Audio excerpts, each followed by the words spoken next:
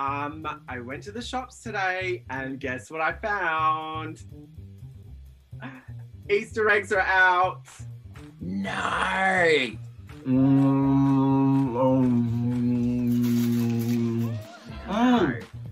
forgot how many Gregorians were at the shop. Do you remember Zappos that you used to get at the school canteen? Yes, the tuck shop chewies. Yeah. Oh, well, yeah, that's what they call them in the Bogan States, a tuck shop. Do you remember Melody Pops? Oh, yes, the little whistles. Yeah. They got little songs in there. You can learn how to play them. Oh, I'm going to play you Prelude Number 1 in C by Johann Sebastian Bach.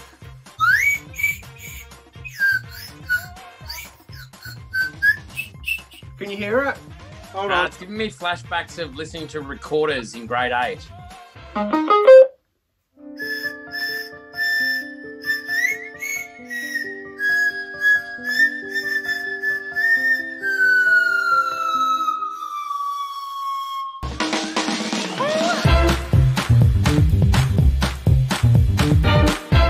G'day, I'm Farmer Dave.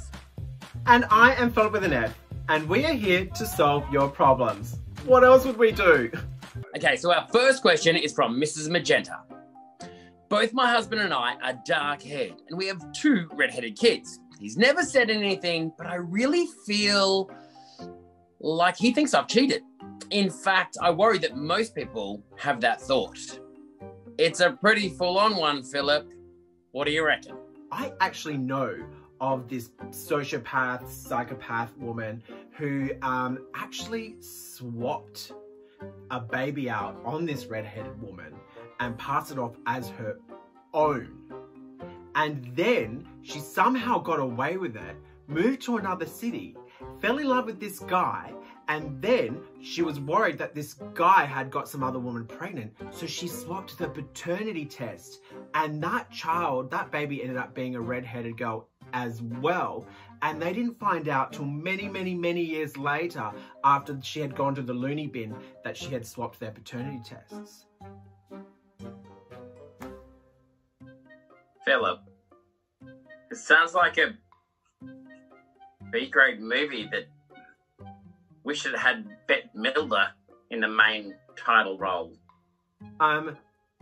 That was not a movie. That happened in Genoa City and then in LA. Thank you. How could this have happened? Because I made it happen, Lauren. Well, that's another thing you taught me, Mom. You want something, you go after it. You make it happen. So you stole my child.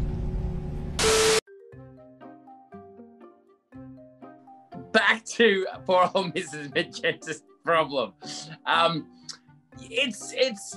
You clearly didn't listen in grade 9 science. That Gregor Mendel with the snow peas, it's all about recessive genes. You're fine, it's normal.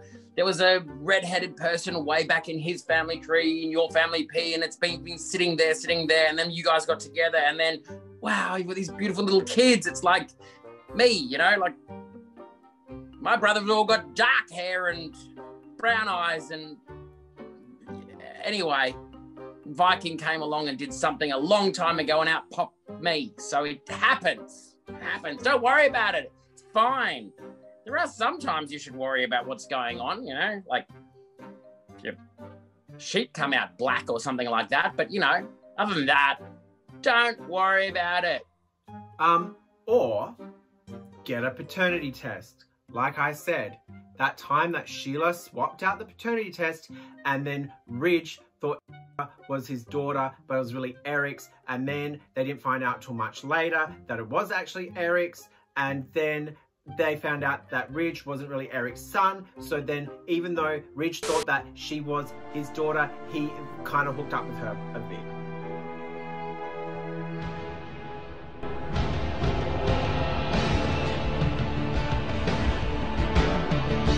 Wait a second, Ridge is not actually Eric's son?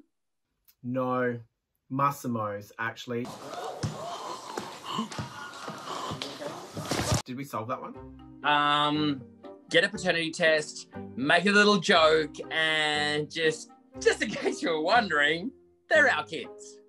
Your kids, my kids, they're our kids. They're our gorgeous little baby red-headed kids. Yeah, and everyone's minds can rest at ease other than the fact that gingers don't have souls.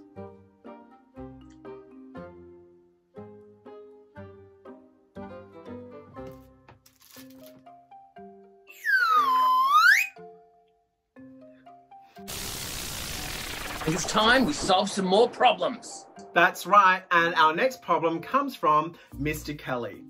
He writes in, I'm caught in a love triangle I caused myself. I have 2 women that want me, and I love them in 2 different ways. One has been a love of my past, and the other I'm currently with loves me unconditionally. I'm so conflicted.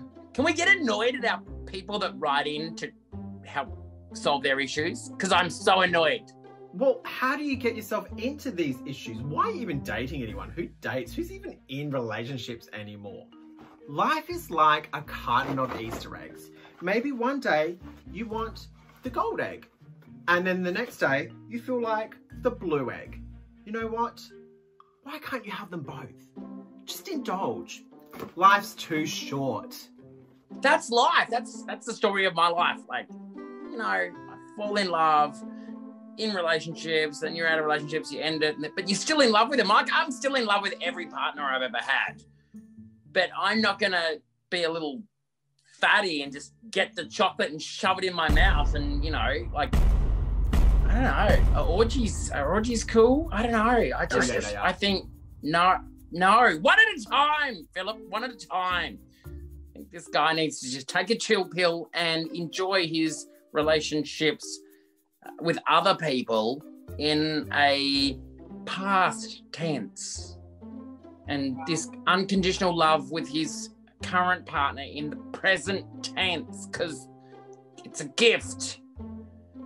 He should just take that gift and love it, and don't throw his life away by trying to have everything at once, trying to eat his cake and eat it too.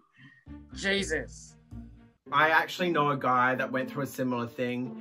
You know, he'd been in love with this girl his whole life, and she never wanted him, always rejected him. Then he finally met this woman who was obsessed with him, you know, and she loved him so deeply, and they were such a perfect match. But once that other chick had seen what she'd lost, she wanted him then. And then he was kind of torn, oh my God, the woman I've loved my whole life, or this perfect match. And in the end, Steve Urkel ended up with Laura. Poor Moira, I always felt so bad for her. Girls,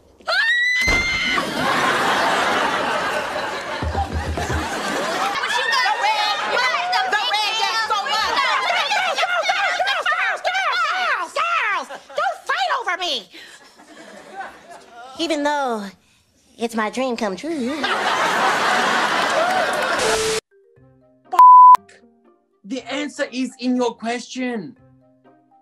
One has been the love of my past, and the other one I am currently with loves me unconditionally. That's your full stop right there. All your answers in your question, dude. Full stop, new sentence, have a threesome. There have been some pretty famous love triangles through the years. Some are iconic. I have some here, and I want to know, who do you think should have triumphed as a duo out of the love three-way? Yes. Clearly a really iconic one for the times is Charles, Camilla, and Diana. Oh, I'm going to be hated by pretty much so every human being over the age of 30, and I'm going to say Camilla and Charles. It was always the best love story, and it was a love story that always should have happened. And yeah, Diana came in, she was beautiful and glamorous, and she gave us the princes, and of course from those princes were these amazing little princes and the little gorgeous little munchkins that we have now. But Charles and Camilla belong together, and I'm so glad that their enduring story of love just goes to show that love's there, and it's so powerful. Oh my God. Favorite love story ever. I completely agree. You know, that the world was against them and they really were treated like the absolute dogs for it. I am the #1 Princess Diana stan. I love Princess Diana, but Charles' heart belongs to Camilla. And just imagine if they were allowed to have been with each other. Just on that, no, it worked out for the best because you need to have hot princes. And no offense to Camilla, but she didn't breed him that good. So well, first of all, Prince William's hairline is no longer existing, and Prince Harry wasn't even Charles's son. Let's be honest. Oh my God, don't even. Oh my Jesus. Okay, next three-way love story. Ridge, Brooke, and Taylor. Oh, what child of the 80s didn't grow up with this dilemma and their poor mothers trying to grapple with who Ridge should be? No one's mother ever did that. They were always yelling at the TV going, Ridge, dump those stew scrags and you should be with me. That's what everyone's mother was doing. No, I was always Team Taylor, even when she died all those 10 times and then she came back. I went to the desert. Remember the desert one? Yes, when she became that, what they call it? Like she became... The sheik's harem's girlfriend or whatever? Yeah. Oh my God, I loved that storyline. And you know what? Ridge always went back to Taylor, didn't he? Yeah, I'm with you. Team Taylor all the way. Next one, Gypsy, Danny, or Will?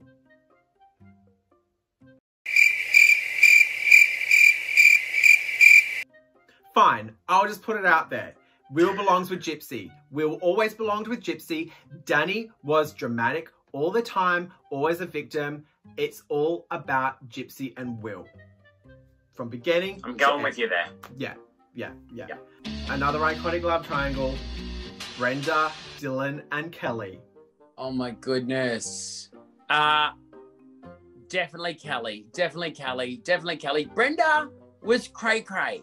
And she was just the annoying little sister anyway. So, no, Kelly was just way hotter, way more supportive, and it didn't make the whole storyline weird. And also, Kelly was hot, and when I was a little boy, my friends would like give me their doubles of the 90210 collector cards so I could have like little pictures of Kelly. Ross, Rachel, and Joey. I never really watched Friends, but Ross just annoys me because he's dopey. So can I just kick Ross out of this? And I want a Joey. I'll have Joey. Joey can be with me. So Rachel can have Ross and I'll have Joey. It's no longer a love triangle, but we're all happy. What I'm going to say is very controversial. First of all, the whole storyline with Joey should never have happened. That was stupid. And second of all, Ross was selfish. He was a narcissist. He was a gaslighter. And he didn't deserve Rachel at all. And she should have gone to Paris and lived out her dream. The end. And you know what? I don't care if they were on a break. He's a douche. You're welcome. Oh, I'm sorry. Were you speaking to me or sleeping with someone else? We were on a break. Okay. You know, Ross, why don't you just put that on your answering machine? Last but not least, Bridget Jones and whoever Colin Firth played and whoever Hugh Grant played. Oh, this is so easy. So easy. Mr. Darcy all the way. Darcy was so nice. He's a gentleman. He's polite. He's tall. He's definitely well-bred. And he genuinely loved her and cared for her. Whereas that other prat, Jesus, so annoying. So annoying. He can just go and, I don't know. Remember that time Hugh Grant was in the car with the hooker? That's exactly what I was just thinking. And I was like, don't mention it. Don't say it. Divine Brown. I can even remember her name. It was the most scandalous thing anyone had heard of since George Michael went and whacked one off in a public park. Oh, the memories back when those things shocked us. I know, right? Now everyone's doing it on their Twitter-only fans. And proud of it. So proud. But don't let me stop you guys.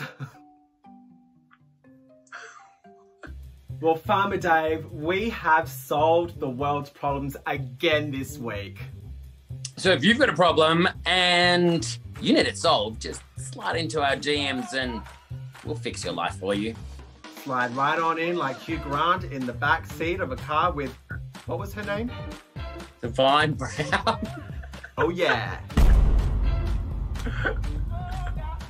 Let me play you guys out.